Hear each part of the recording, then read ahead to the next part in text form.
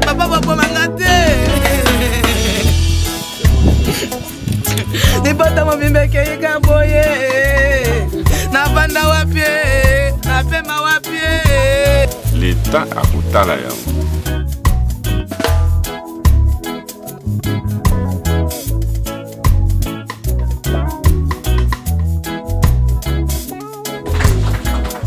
Merci beaucoup. Nous aurons 3 petites parties dans cette conférence de presse. Merci. Je dois préciser et contredire le secrétaire général de mon parti. Ce n'est pas une conférence que je tiens en tant que nouvel élan. S'il vous plaît, c'est de la récupération. Je trouve que c'est aussi de bonnes guerres. Je vais positionner le parti. C'est une conférence que je tiens à titre personnel, c'est-à-dire Adolphe Muzito, leader, ancien Premier ministre, si vous voulez, un des leaders du pays, mais particulièrement du Grand Bandundu.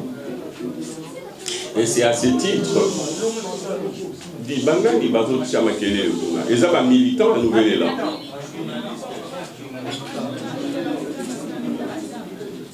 S'il vous plaît, tout au Ghana.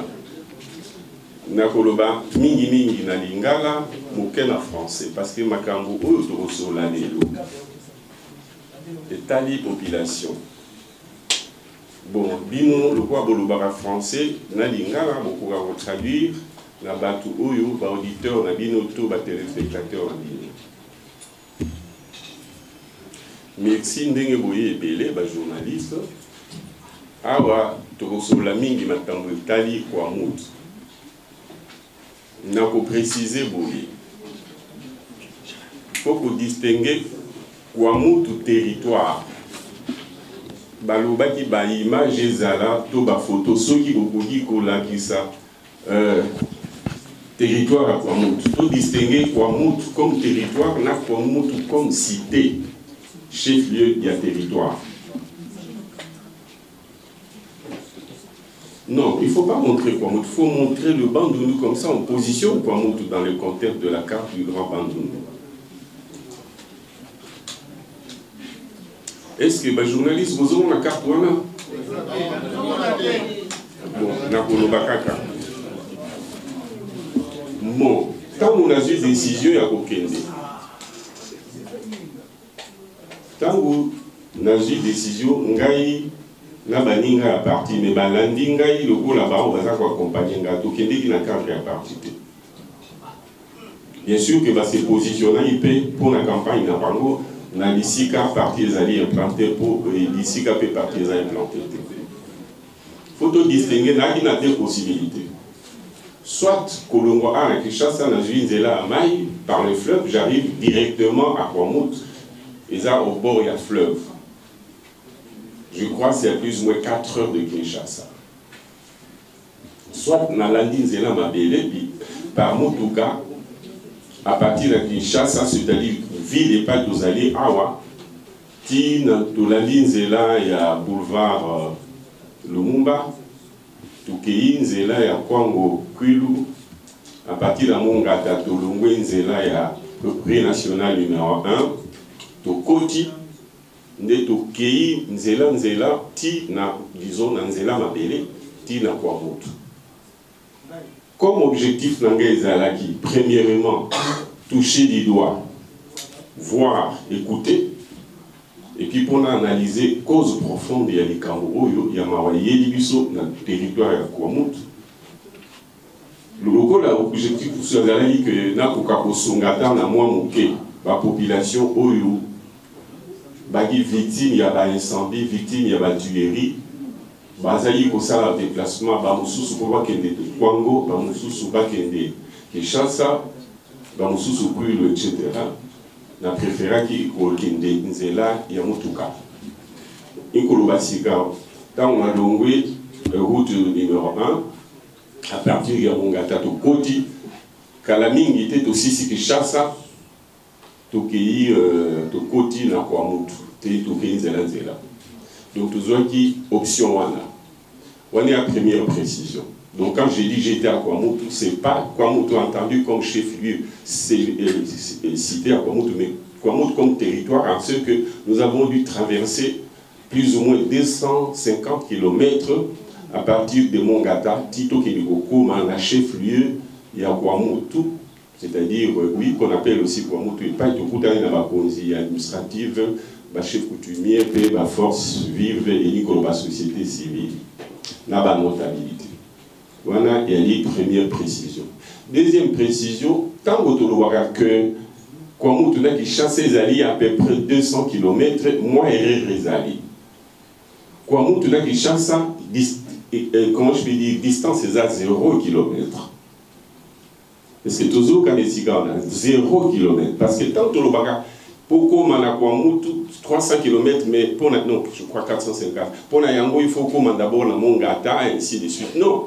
Kwamoutou, malheureusement, carte des eaux santé, Kwamoutou comme territoire est Kangamina Kinshasa. Kinshasa au Toloba, qui est distance est à 200 km, Kinshasa à partir de la ville Awa. Mais ce qu'on l'a dit, Kinshasa au Keiti na Mongata, parce que Kinshasa est à Mongata.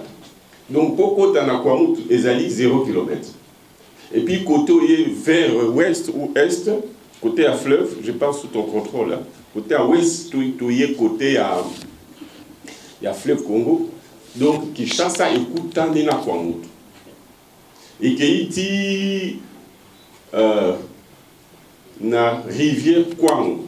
Kwango et Koutani na Bagata. Donc, vous avez Kinshasa et Keiti na Bagata. Kinshasa et Koutani, tout le bac est traversé Mouké, Maya Kwango. Vous voyez Bagango. Malheureusement, car les autres permettent de dans l'accès. Non. Parce que quand je vous donne les faits, il faut que vous situez en haut géographiquement. Donc, Kinshasa et Kangamana Kwamoutou. Ceux qui osent Kende Kinshasa, c'est les Maluku. Maluku, en termes, il y a moins agglomération. Au commune à Maïndombe, vous avez Kinshasa. Au l'équipe Maïndombe, au commune à Doumi, vous avez Kinshasa. Au l'équipe Maïnfimi, l'Ufimi. Beaucoup les alliés avant le film va bien Kango. Bankana, vous avez Kinshasa. Donc au Keiti Mongata, vous avez Kinshasa Souki. Et Souki na côté droit, c'est là au Kenge, mais côté gauche, vous avez Kinshasa. Titan aux Okota, ti au Kende Okuta na frontière à Kinshasa na Kwamoutou. Moi rivière les alliés. Non, Maïndombe c'est l'équipe. Maïndombe est dans la ville de Kinshasa. Oui, Maïndombe comme province, les alliés à Kinshasa. Kwango comme province, c'est en dehors de Kinshasa. Mais rivière Kwango, proprement dit, écoute à Kinshasa, côté à Baningivi. C'est très important pour les vacances. Alors, ce qui s'est passé, c'est que donc, tous ceux qui sont là, d'abord, pour te écouter à la population, comme il y a un mongata, tu écoutes Batou, et Belé, Baouti, Kuna, Pipaï, Banda, Kuna, Bamou, Brûlé, en haut, Pipaï, Bitoun, des Alaki. Sungi bango to soli na bango to sungi bango to pesi bango moi biloko to le mai to le kinzela zele pas to za kokende sur un tronçon de 105 plus ou moins 100 km kuta na kana batu bazolo ngwa kuna bazoya na bana mike bana musuba botami na nzela ba musuba kufi pona nzala to pona kolemba ya kotambola bana mike to sali lokwa ko songa ba moke tindenge to kei ko komana to komi na masembio place au Lalaki, au chef du village, chef coutumier, à Bétélipso, Masolo, Moussou, sur le dit que nous avons à 100 km, ma collègue Nabiso, chef coutumier. Population Panzani, les Zamba. Bateau Baosala Yango, Bazo Outa n'a pas ferme, Bazo Outa Lipaï, la Lipaï, Baye, attaquer village, égorger Batou, piller, banane, piller, bandaku, population Ekimi, Nazamba. To pesi bango to kukai koleka to kei to kutani na villa na secteur 3. Faut voyer que le territoire ya Kwamoutou eza territoire où ils ont un secteur moko. Ba groupement ebele. Zela au monde ba village eza brûlé. 80% des villages sont brûlés à partir de ma samedi qui est pas de combinatoire na bamboka na mususu c'est côté Baouti ko brûlé pe ko boma sous 4 militaires na lobby parce que il y a un rapport 4 militaires 5 policiers na chef de groupe mort na ba gorgé tindi to kende ko koma to lali Balami Balé Nanzela, troisième de la commune en commun, tu réunis aux populations, tu réunis la force de Solo. Il a expliqué biso origine, il y a problème, va faire déclencher on a autant que la ville. Na boy koloba na monoko, na rapporté de manière fidèle n'enge o na lukaki.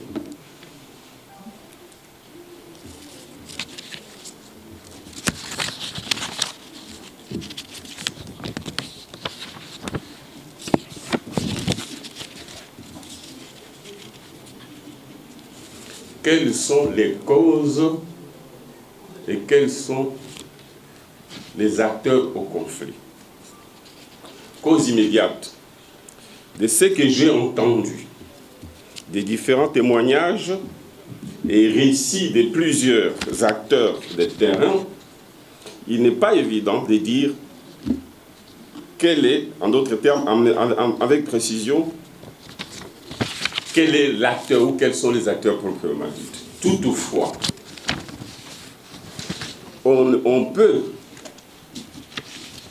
relever quelques éléments constants qui constituent les événements immédiats de ce qu'on peut appeler comme étant évidemment les faits déclencheurs. Premièrement, la redevance coutumière qui a fait l'objet d'une hausse de la part de Bakolo Mabé.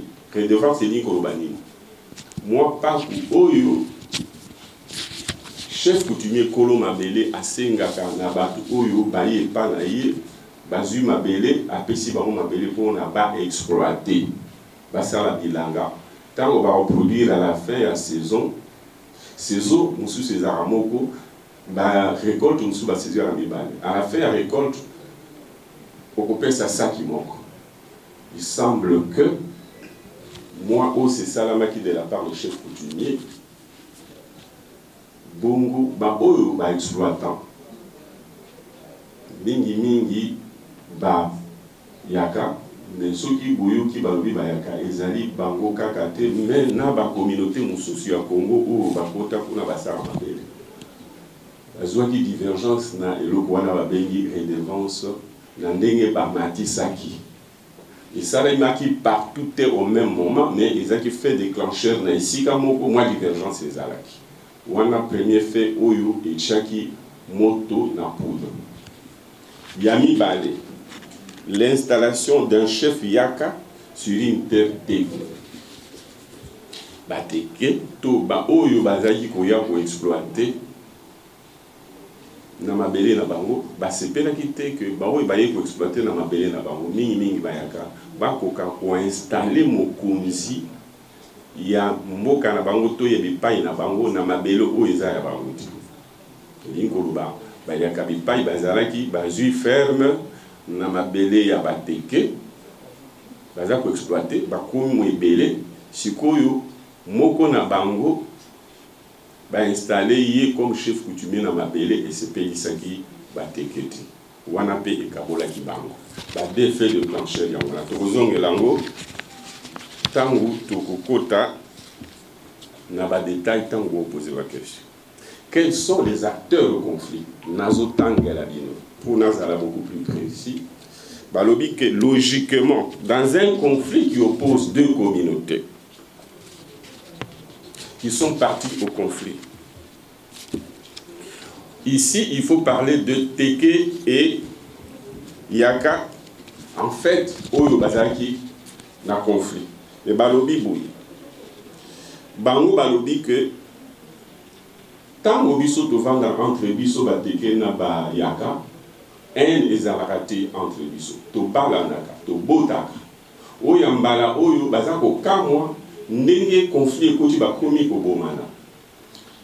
Na ba témoignage sur la toujours sur le terrain. Balobi que bazako mona lokola malgré que conflit ezekati na bango mais conflit ngo ezali instrumentalisé na bato ya libanda. Bakoki kozala homme politique et quelques chefs coutumiers au bazako kabola bango. Ba oyo pe bazako boma bango. Bazali kaka entre bango bayakana ba tekete. Ba moni le roi ba tumususu ba bandi ko ya ko kota likambo ko instrumentaliser ko diviser ko actionner ba jeune. Mais globalement, ce sont les deux parties qui sont en conflit. oyo tobengi ba acteur à conflit mais bamoni que bato mosusu bazali na cesse oyo baza kokabola bango. Et puis nayoki balobi nanga pe lisusu ke en dehors ya oyo wana bamoni lokola bato oyo babengi bambororo oyo bakotaki na mabele na bango bango pe baza na cesse.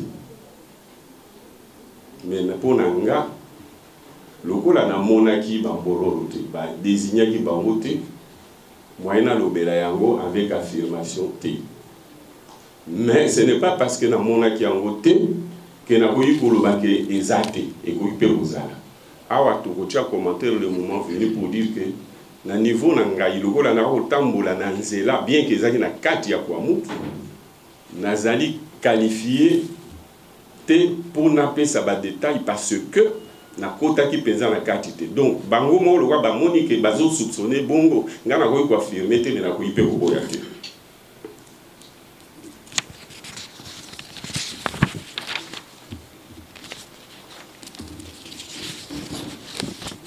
Alors donc en résumé, bah, chef coutumier, bah, autorité administrative, parce que j'ai dit qu'en passant que l'administrateur du territoire n'a pas monaye, azaki na délégation te ya ba conseil administratif au bayaki poto solola yé balongola qui est comme étant un des responsables oyo andimaki ba investir un chef coutumier yaka dans les territoires oyo ezali ya bayaka te. Donc na mona qui était ba oyo na mona ki nde ba betela kinga masolo na résumé de na uti koloba un fait déclencheur ni balé ya liboso ba yokana yité na redevance ou ba bengi redevance coutumière les aramingi mingi na domaine agricole oyo ezali en nature ba pesaka soki osali quantité n'importe quelle quantité ya masango to manioko yo binisi et bongi osenga opesa saki moko mais esalaki ke ba matisi na 2 to misatu et pesaki passe. Deuxièmement, sur le plan politique, investiture par l'administrateur du territoire ou avec l'accord de l'administrateur du territoire d'une personnalité ou d'origine yaka sur le terrain, les terres ancestrales yabayaka basepelaki na Bateke. Alors, quelles sont les solutions ou les propositions de solutions dans les Cambo? Na pesika ka résumé na likambo na ba o na kambo na monaki mais na ko pesa ba proposition nanga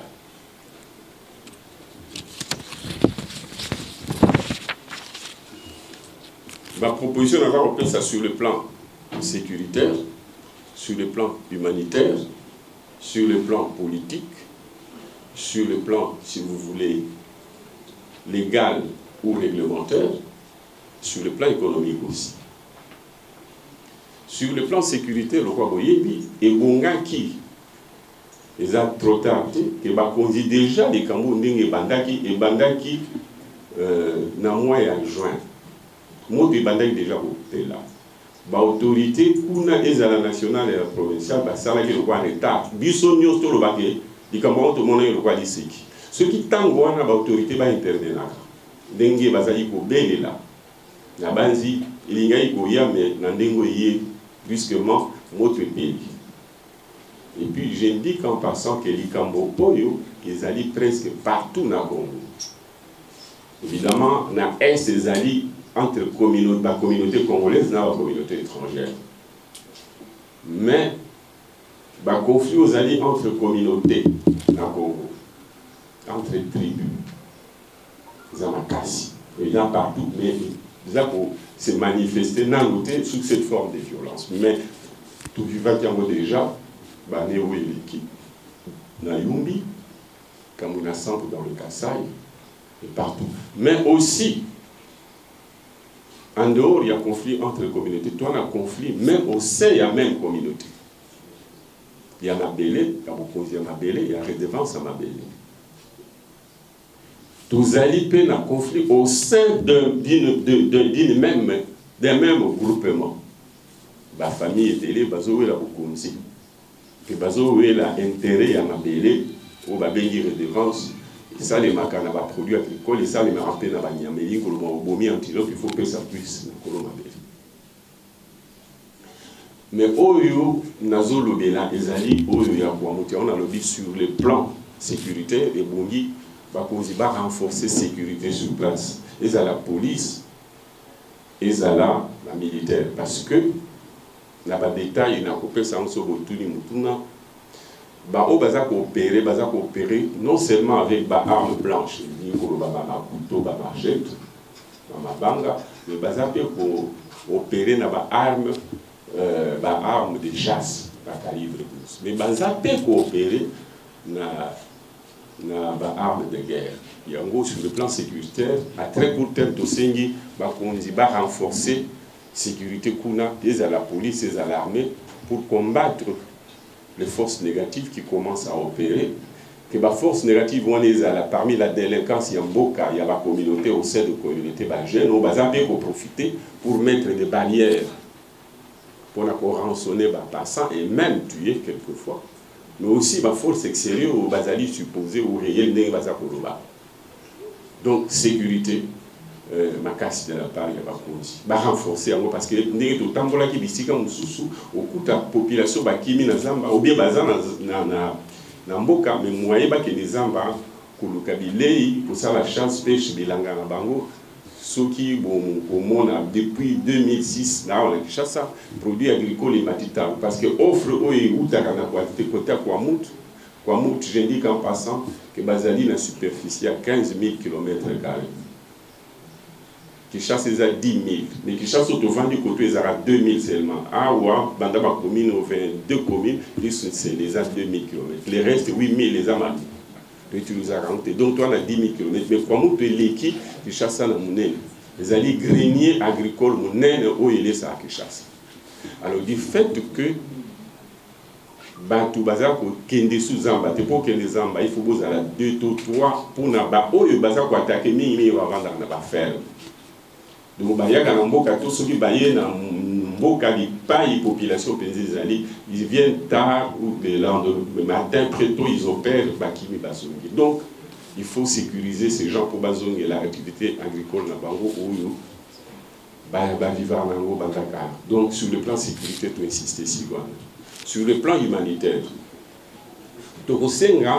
l'État a coca même ma provision pour vivre Nicolo local l'agriculture et la soutenir. Donc si on va soutenir, on va perdre le bandak on a bango, va payer ça moi kit où il peut permettre avec $1000 quelqu'un peut construire, même $500 à Rotonga pour faire construire moi 8 naïe où il a perdu. Sur le plan humanitaire, peut on ligne ba école ba réhabiliter en gros ba enseigner ba pour Rozonga, ba payer ça ba objet classique ainsi de suite. Ba réhabiliter ba église ou ba brûlaki ainsi de suite. Et puis humanitairement aussi ba koka kosunga ba maman na moi ba ou na bango et où etinda ke ba koka osala bilanga moi misala ezo mape pour na ba jeune. Sur le plan judiciaire,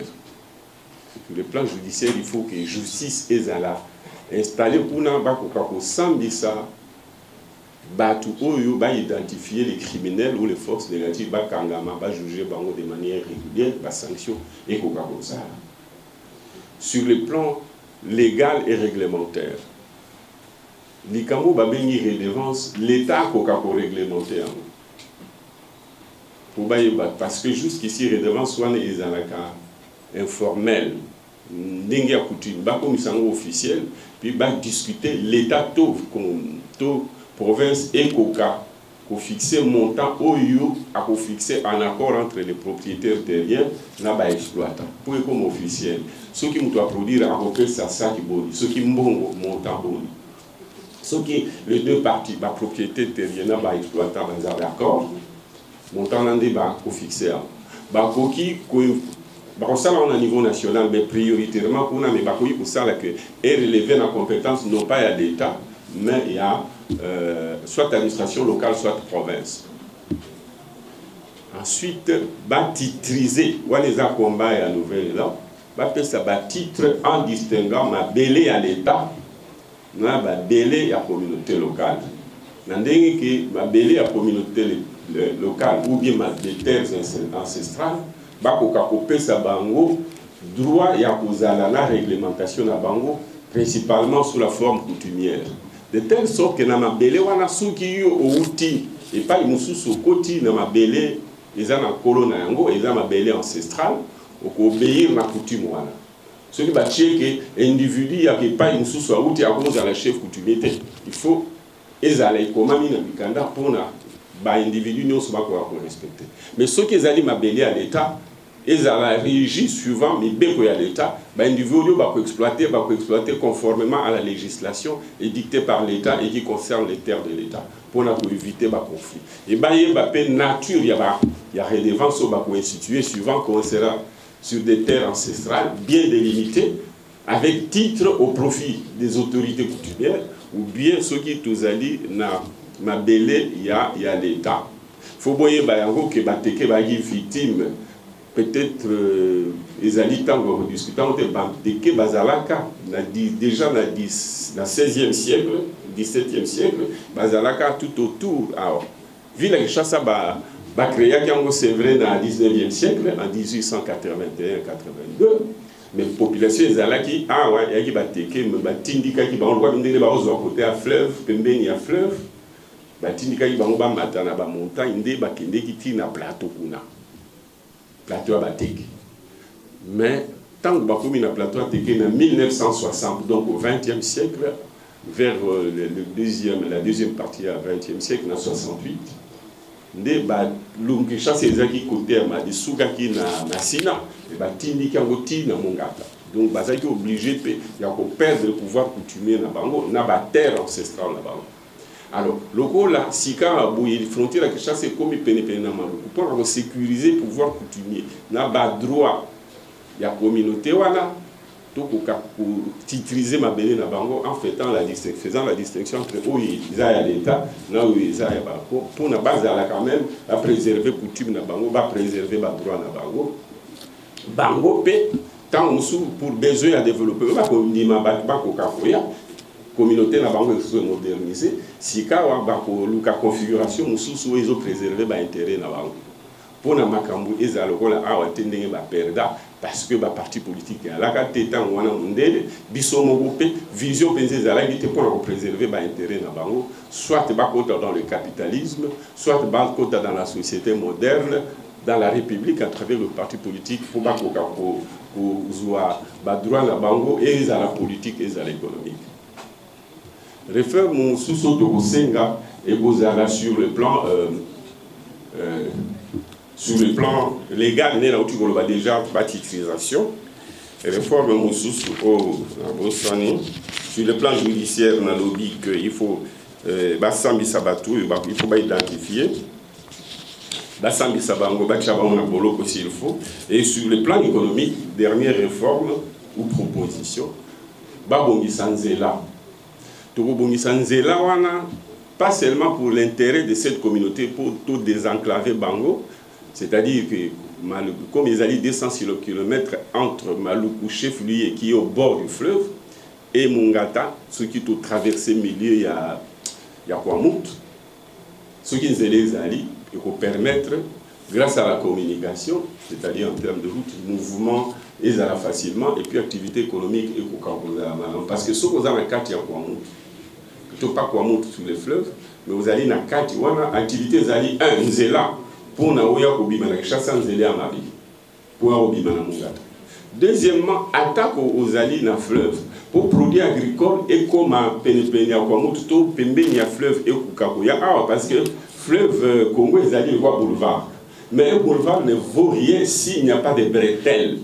Affluent, rivière, tout banzela, mike auto bengi route de dessert agricole de manière à ce que la production n'attend vous et qu'on facilement qu'il y a un fleuve grâce à banzela on a dessert vous avez relié centre et pas n'est pas au Longwe Kwango ti na fleuve à partir de la route de dessert agricole qui aujourd'hui n'existe pas ou ne sont pas en état pour accueillir massivement et régulièrement avec flexibilité production agricole et la population ou la centre.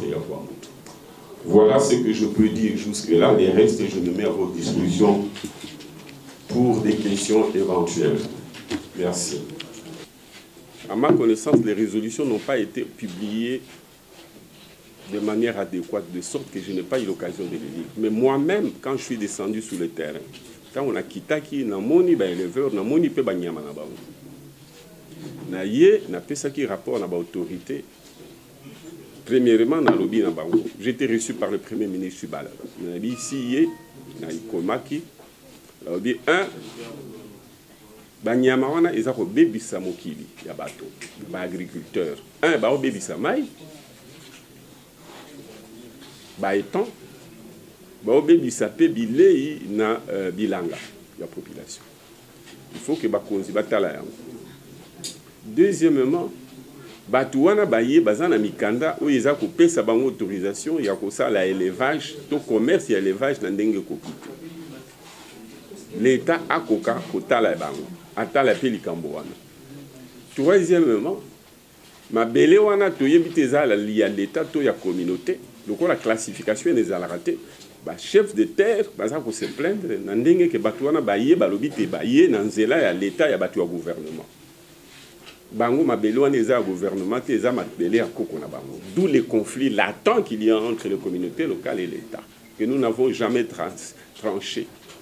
Alors que loi foncière eza ko prévoir tout distinguer mabele ya ba communauté locale ou ba ko sala commerce na bango na ba activité na bango na mabele à l'État ou permettre l'État à gérer yango ko tonga ba ville na ko sala ba usine na na ndenge na.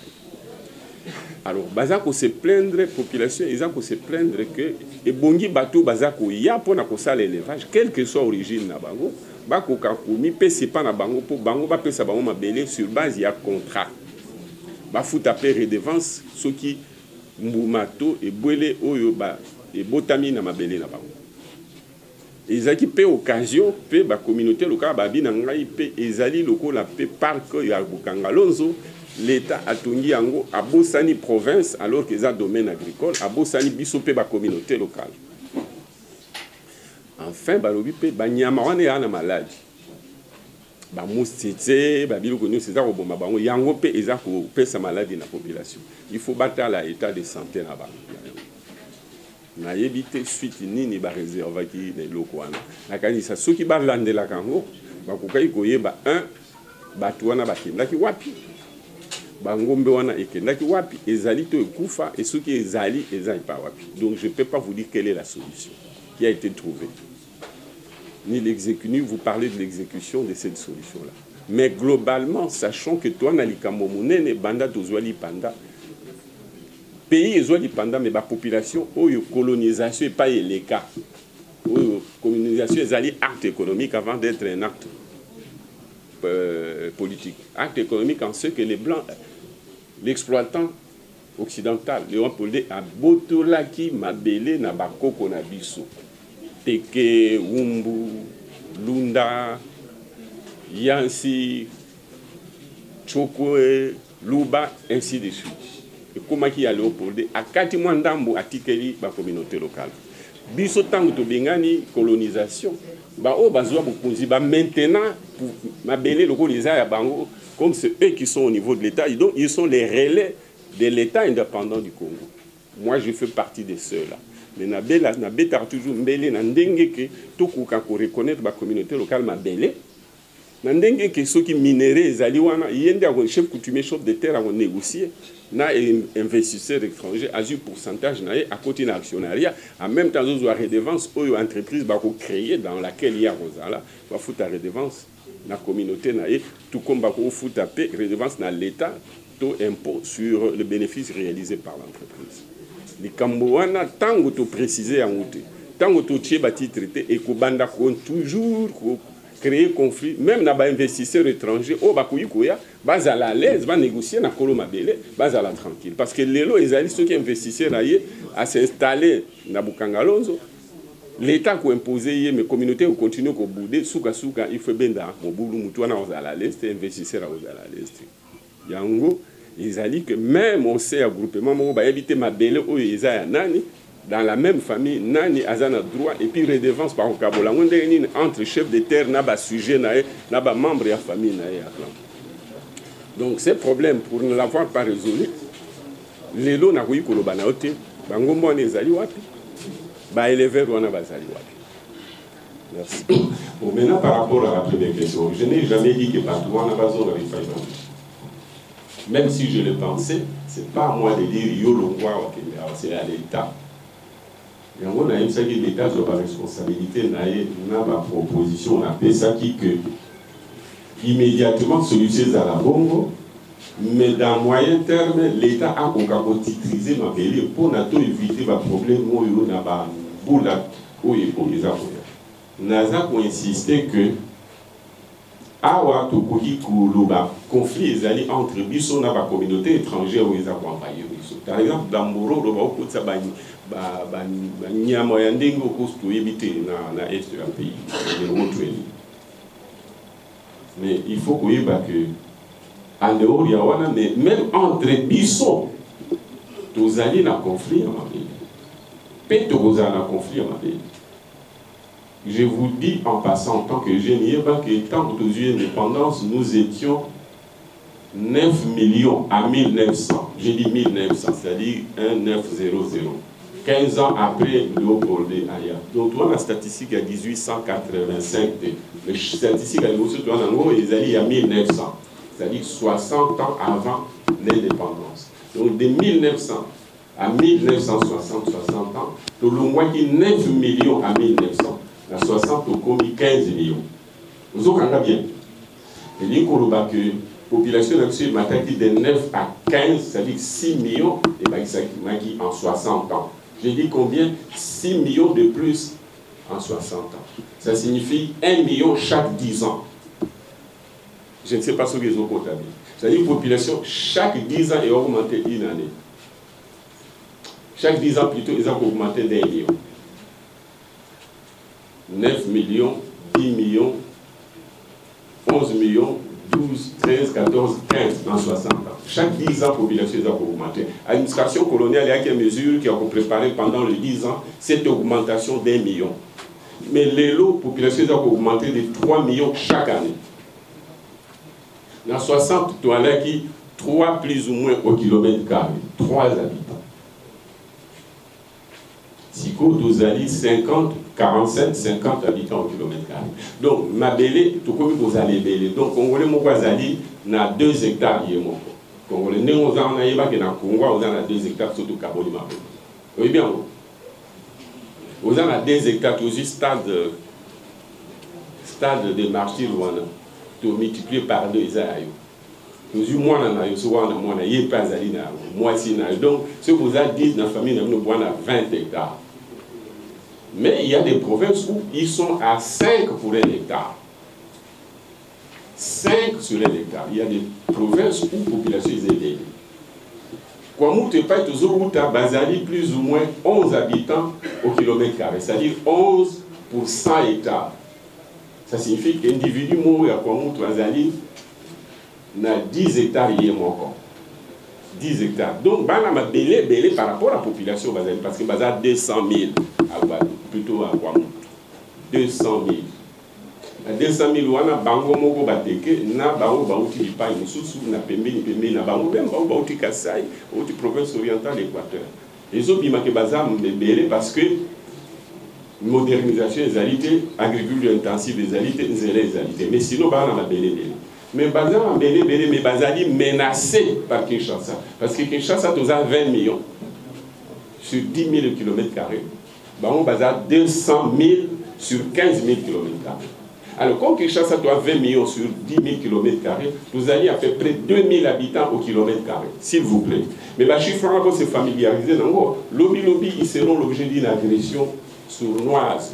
C'est-à-dire que Bamabélé n'a pas n'engue tout indika bango côté kuna à partir de l'occupation et l'urbanisation que chasse à lobby les a poussé. Il faut l'État légifère pour dire oh il y a bango Mabélé tout préserver les aboyés batu ba kotater sauf ceux qui bango bandimi batu ba kotater mais ba respecter coutume na bango oh ils a Mabélé à l'État est moko a pour moderniser pour urbaniser mon dégât. C'est la seule façon de pour la victime la communauté. Et ça l'a en paix. Sauf que la bande de Okuta va casser les bélés. Ok, la casse au Okuta va bande de bélé. Ok, la province orientale au Okuta va battu à bande de partout. Donc partout, tout Panzana. Mais si comment faire que Congolais ont un droit à cause de la partout akoka kozwa mikakatano te na bato bakolobake azepa na ye te. Il faut l'État a distingué mabele oyo eza ya ye oyo Congolais akoya asali oyo alingi ye toujours en respectant la loi na mabele ya bokoko oyo ke bato soki okei oyebi ke na ye pa ya bato eza mabele ya l'État te me ya communauté mpona bato oyo kozala difficulté oyo baza na bacoutume na bango baomona na bango respecté te bayeba ke pouvoir na bango ebandi awa esuki awa l'État pe ayeba ke pouvoir na ye ebandi awa esuki awa mpona lobi tozwa guerre civile te. Donc likambo oyo namonaki na kwango ya baéleveur nga sikoyo réponse napesaki ezali réponse ya systémique pas réponse mpona likambo ndenge ezali likambo ezali nabaki médicalement bateste bato wana bakema bango.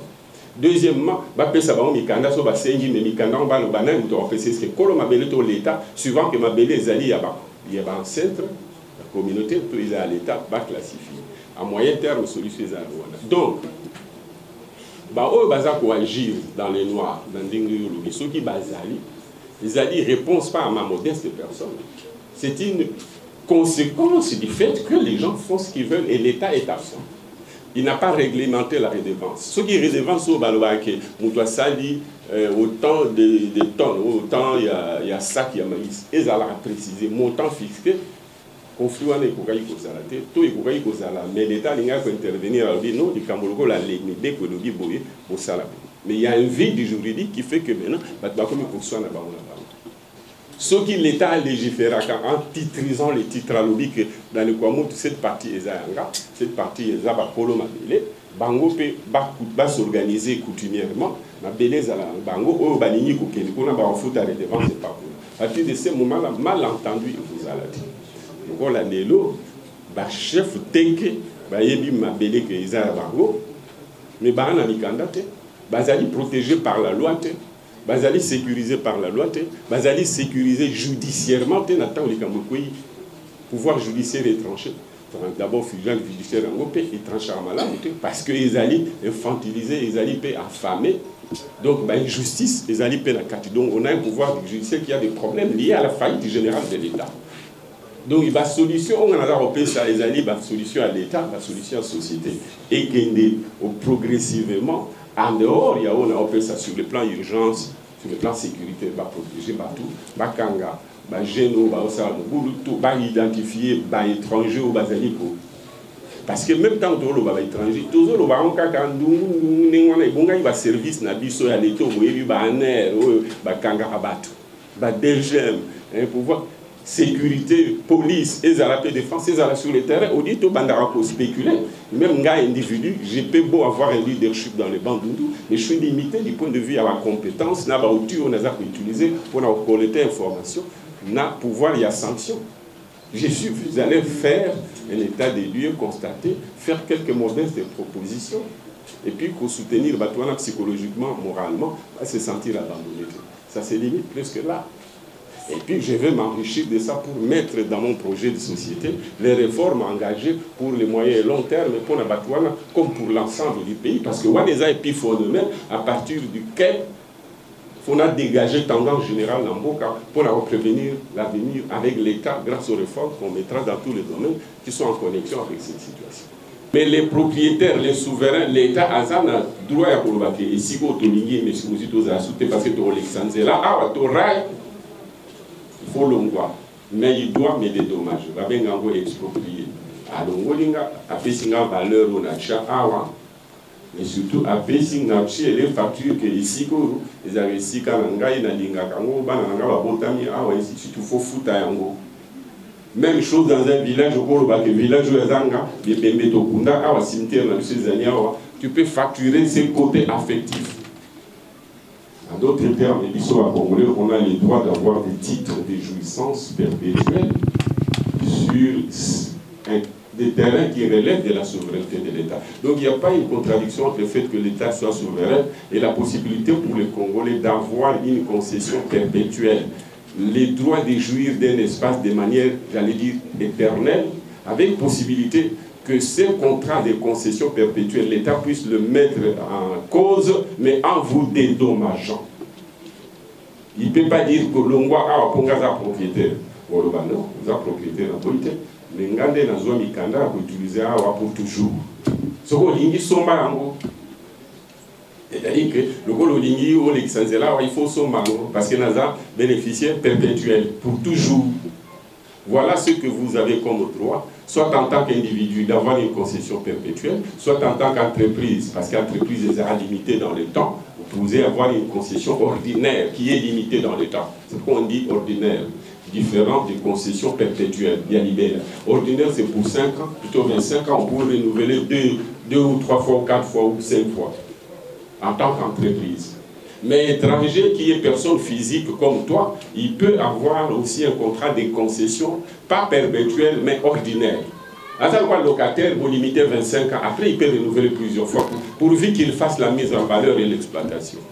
C'est très important. Donc, si j'ai les perspectives où mon parti a le pouvoir, les alliés pour appliquer pour les communautés locales, les concessions perpétuelles, en fait, en d'autres termes, propriétaires, mais il ne peut pas être propriétaire concurremment avec l'État. Il y a des compatriotes qui proposent cela, mais nous pensons que concession perpétuelle, c'est aussi une possibilité de rester éternellement sur un espace avec la possibilité pour l'État qui est le souverain de vous faire partir, mais en achetant ce que vous avez fait comme mise en valeur sur cet espace-là. Le citoyen du Cambodge a démontré en haut du plan rationnel. Bon, il va vous démontrer ça à MC. On dit, ah, bon, ça va, là. Et c'est ça, comme ça que ça se passe dans ce pays. Et vous voulez être développé si vous n'êtes pas sur la voie de la rationalité et de l'objectivité? Jamais. Vous êtes dans la pensée, dans la foi, dans la croyance, qui est généralement fétichiste. Au lieu de prendre les choses objectivement. Je crois que votre métier de journaliste vous apprend à regarder les faits, à analyser les faits, et non pas rester dans la foi, dans la croyance. Vous allez aborder la presse avec une certaine religiosité, avec la foi. Je suis désolé. Restez dans l'objectivité. Je ne suis pas un innocent. Point. Si vous avez besoin de l'histoire, attendez que l'histoire le démontre. Et même quand l'histoire va le démontrer, vous direz non, d'une manière ou d'une autre, il était à l'Union sacrée. Contradiction avec la Constitution, parce que la Constitution prévoit seulement la souveraineté de l'État. Et la loi sur l'administration publique des différentes lois reconnaissent le pouvoir ancestral, le pouvoir coutumier, comme une des articulations à la base au niveau du village, au niveau des secteurs, notamment la chefferie. Et ils cherchent à intégrer la coutume à la loi moderne ou à la loi écrite. Donc la loi foncière essaye de résoudre cette question. Mais je mets une réserve sur ce que j'ai dit. Il faut que je regarde la Constitution du point de vue de la décentralisation, qu'est-ce qu'elle fait. Mais je ne crois pas qu'elle est en contradiction avec les lois. Partout, il y a des vides juridiques où la Constitution ne dit rien ou n'interdit pas. La loi permet de légiférer en matière. Je ne peux pas rentrer dans la spéculation, même si j'ai des informations de toute nature. Par exemple, on m'a dit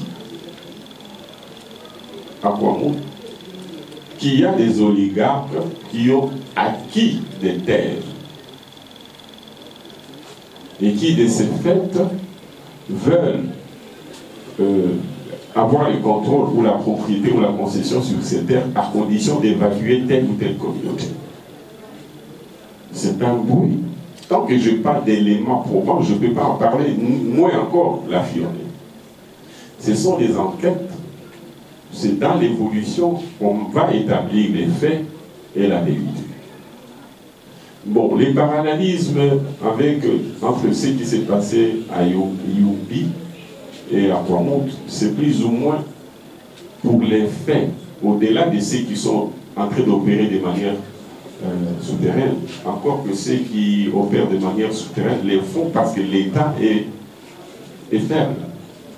Est-ce que vous savez par exemple que la province, aussi bien de Maïdombe que du Kourou, où l'ensemble des provinces dans leur majorité n'ont pas de budget, ni en ressources venant du pouvoir central, rétrocession, Là, les gros de ces budgets financent l'enseignement et quelques compétences. À la place des provinces, c'est le pouvoir central qui centralise l'utilisation de leurs ressources dans le cas de la rétrocession, de leurs compétences et de leurs charges. Mais ces provinces aussi n'ont pas des ressources propres déterminées par les taxes ou les impôts tels que l'impôt foncier, l'impôt sur les revenus locatifs, l'impôt sur les véhicules. Il y a des provinces qui n'ont même pas de véhicules, qui n'ont pas de terres battues où on peut collecter l'impôt, qui n'ont pas des maisons en location qui peuvent être la source même générative des emplois. Alors, l'État étant faible, les services de renseignement et autres sont plus dans la délation que dans l'information proprement, dans le renseignement propre des luttes. Je ne peux pas, en principe, me substituer à ces services qui, en définitive, devaient établir ça et dénoncer ou faire des rapports aux autorités compétentes, qui, quelquefois, font partie de ceux qui peuvent instrumentaliser, parce que oligarques. Donc, je ne vais pas vous affirmer ici ce que j'ai entendu. Je ne peux pas non plus dire que c'est faux a priori. Je ne peux pas vous le dire parce que je n'ai pas de preuves. Je compte sur la suite des enquêtes et sur l'évolution dans les temps. Et la vérité pourra se manifester. Il l'a promis, il l'a fait. Bravant les intempéries et les conditions pénibles des routes, l'ancien Premier ministre et initiateur de Nouvel Élan, Adolphe Muzito, a pris son bâton de pèlerin pour s'enquérir des causes profondes du conflit entre Teke et Yaka à Kwamouth dans la province du Mai-Ndombe. Une décision qui n'a pas laissé indifférents les habitants de Menkao qui ont tenu à le lui exprimer sa gratitude pour ce déplacement ô combien périlleux. Et Adolphe Muzito s'en explique. Des Camo, en bref, les avaient fait interaction. On a la vie, attaqué ce qu'on a vu à Bolo. C'est toi, Nambé. La Doumou, la toi, à Salmero, Memorano, on appelle ce président. Alors, ils allaient faire interaction. Alors, on m'a vu ça, dans les médias, tu n'as pas ça. Maison Tolia, Waya, Otakana, San Bangwa. Mané Zaba Kete. Pero Zaizwa Fédération. De la caravane d'Adolphe Muzito se rend à Mbakana. En sa qualité de notable du Grand Bandundu, l'ancien Premier ministre va consulter le chef coutumier Labi Mboma Honoré pour avoir son point de vue sur ce conflit. Pour cette autorité coutumière, les actes de barbarie commis à Kwamouth n'ont rien à voir avec les us et coutumes Teke, peuple réputé très hospitalier. Na pekisi bino bana ya Nouvel Élan, bo banda kosala ba slogan na bino awa. Ezali awa, te kotala bandeko na biso bana pasi, na onye selikaki likambo ya mawa. Poye ba plus ou moins ba problème o bazali na yango, tukoka kosunga muke, mais na kanisa, faux solution, et outa et pas à l'État. Outre sa mission d'information, la tournée du leader de Nouvel Élan et coordonnateur de l'Amouka revêt un caractère humanitaire. Adolphe Muzito a dans sa gibecière toute une cargaison de denrées de première nécessité composées savon, sel, sucre, riz, poissons salés et autres pour en venir en aide aux populations déplacées victimes de ce conflit. C'est l'objet de sa visite auprès de l'autorité coutumière de Mongata, à 110 km de Kinshasa, aux portes de la route nationale numéro 17, menant vers Bandundu-ville, en passant par le territoire de Kwamouth. Village brûlé, tuerie à la machette, Adolphe Muzito attire l'attention de l'opinion sur ces pratiques qui ressemblent à celles de l'Est du pays. Familles dispersées, enfants abandonnés, le spectacle de ces populations qui arrivent par milliers est désolant. Réconfortés dans leur détresse, les déplacés des atrocités de Kwamouth n'ont pas manqué d'exprimer leur gratitude envers leurs bienfaiteurs. Merci papa, na koya na yo, kota la biso, bana na yo, to sepeli makasi. tomonani apamba te likolo ya bitumba oyo esali na mabele ya territoire ya Kwamutu ebela bandeko bibembeza na zamba bakata na bakingo tokimi mpona mpasi wana bana tokomi awa tozolola libanda kolia ezati toyaki makolo de 135 140 150 km tozoya makolo na nzela tokufi ebele eza na ebele bamama oyo bayaki na bazemi aboti hôpital mpe akufi mosusu amoni mpasi wana akundi bana na zelu mpona mpasi wana ezosala biso somo biso nyonso tosala nini tobimi awa ezalaki liboso bazali koboma bateke na bayanzi mais lelo ekomi partout école nyonso bazosala nini bazoboma. Arrivé le lundi 12 septembre dans la nuit à Kingawa, ex-Fumunkento, la délégation d'Adolphe Muzito va attendre le lendemain pour procéder à la distribution de vivres à un énième groupe de déplacés. Les témoignages sont pour le moins poignants. C'est le mardi 13 septembre aux heures de midi que celui dont les militants ont surnommé le visionnaire du Congo fera son entrée dans la province de Maindombe par Kinsele, avant de s'arrêter à Masiambio, à 125 km de Mongata et de Kwamut, lieu d'affrontement sanglant. Le chef coutumier Patrice Isiala Ipali, dit Pacha, est touché dans sa propre chair. Son fils, fraîchement diplômé de l'examen d'État, y a perdu la vie suite à ce conflit. Conflit penza kandenge na zoloba ezalinde entre bateke na bayaka. Mena bango bayaka bakotisi na babikolo mususu. Et d'ailleurs bazana mwana moko pe azawana. Akozala mwana ba 17 ans ou bien ba 15 ans. Bakangaki aza muyaka. Azoloba groupe na bango komo na yango koba. Alors roi tuni bozo boma kaka babikolo mususu abite tokoma boma na bandeko na biso bayaka. Ndenge tozoka keno seki bibiloko ezo sala mamboe ezana quelques députés ya bateke bakoti na se ya likambu. Quelques députés à Bayakape, bazana se ya likambu. Wana nde toyoki yango na munoko ya roi. Objectif, le territoire de Kwamut. Reprenant son bâton de pèlerin, l'homme d'État qui se veut également homme de terrain va poursuivre sa route par le secteur Toa, chez le chef Moncha na Vonda, en passant par Bouelembe. Outre le message de paix pour la coexistence pacifique entre les communautés Teke et Yaka, Adolphe Muzito réitère sa proposition de voir les terres titrisées pour la revalorisation des chefs coutumiers en les dotant d'un pouvoir économique susceptible de booster le développement de toutes les communautés locales. Avant de quitter le secteur Toa, Adolphe Muzito va assister au deuil d'une femme qui vient de perdre toute sa famille dans ce conflit intercommunautaire.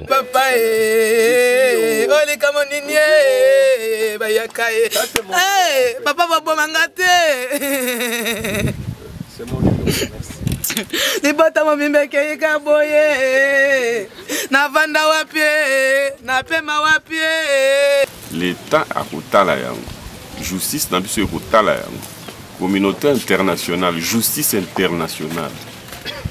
Parce que ceux qui tout tiki bouye, ils la kabiso. Yango peli kamongo ezali kakawati.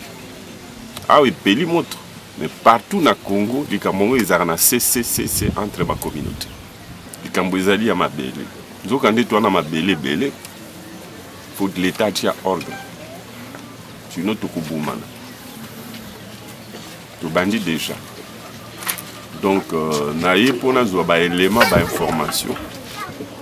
Il faut préparer la délégation parce qu'il faut pas dédommager les victimes. Je suis fait les caplations parce qu'avant réconciliation, naïe dit que pour ça vous allez longo bayaka, bateke ezali beaucoup qu'on a mis surtout outil musique, bana babalani, tout boti, souka tout kana. Mais avant qu'on y kana, faut justice César. Mais nous surtout pesa on kaka na nzambe apesa yo makasi apesa biso nyoso makasi pour na supporter malheureux.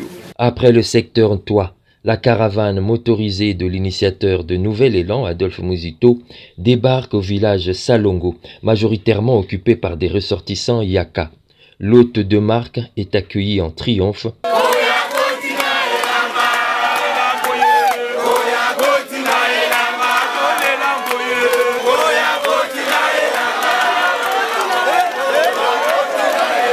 Un chant qui en dit long sur la vocation agricole de ce peuple travailleur. Il sera reçu ici par la notabilité du coin.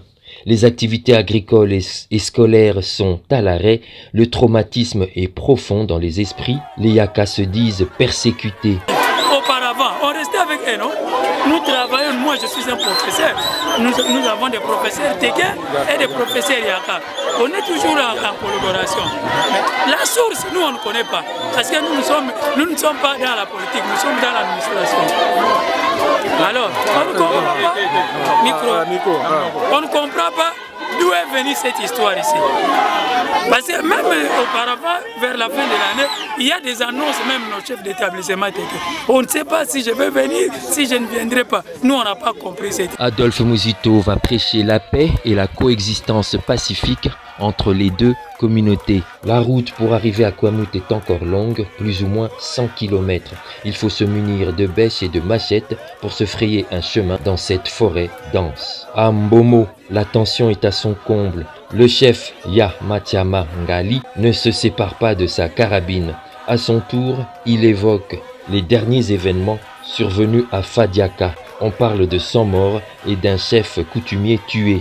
Adolphe Muzito prône la paix et la concorde entre les deux communautés. Au passage, plusieurs villages sont vidés de leurs habitants, les maisons incendiées. C'est notamment le cas à Miboro, Masiambie, Moboa et Ensio. À Ngweme, à 70 km de Kwamouth, la caravane va franchir son premier barrage militaire jusqu'à Idouma, aux portes du territoire du même nom. Déterminé à palper les réalités de terrain, Adolphe Muzito, dont les soutiens appellent affectueusement visionnaire du Congo, arrive à Kwamouth où il est accueilli triomphalement. C'est le premier leader politique et homme d'État d'envergure nationale, en dehors de la délégation gouvernementale, à effectuer ce déplacement périlleux. D'où cette mobilisation populaire. Escorté jusqu'à la cour de la paroisse Saint-Yves de Kwamouth le mercredi 15 septembre, l'homme d'État annonce à la population les raisons de cette randonnée. Mboka Congo ezali ya biso nyonso bana Congo. Volonté à cohabitation entre communautés ezali qualité munene ya ba Congolais, qualité munene na bino bana Kwamouth ndengo vandia. Faut valeur wana to entretenir yango pour na ba génération ezako ya mais pour na yango eloko ba bengi justice. Eloko ba bengi vérité.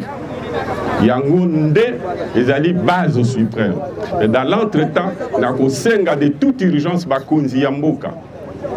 Nde na utolo ba renforcer sécurité côté wana. Awa boy naza ko ya nzela naza ko mona ba ndako baza ko brûler bongo siko na kati entre Masambio ti côté ya Kwango kuna et pas mukili ezali te mukili ezali menzele ezali te na banzi pasi kuna kuteleki. Faut renforcer la sécurité, il faut sur le plan humanitaire sur la population, et la responsabilité à pouvoir politique, la responsabilité au niveau national et international.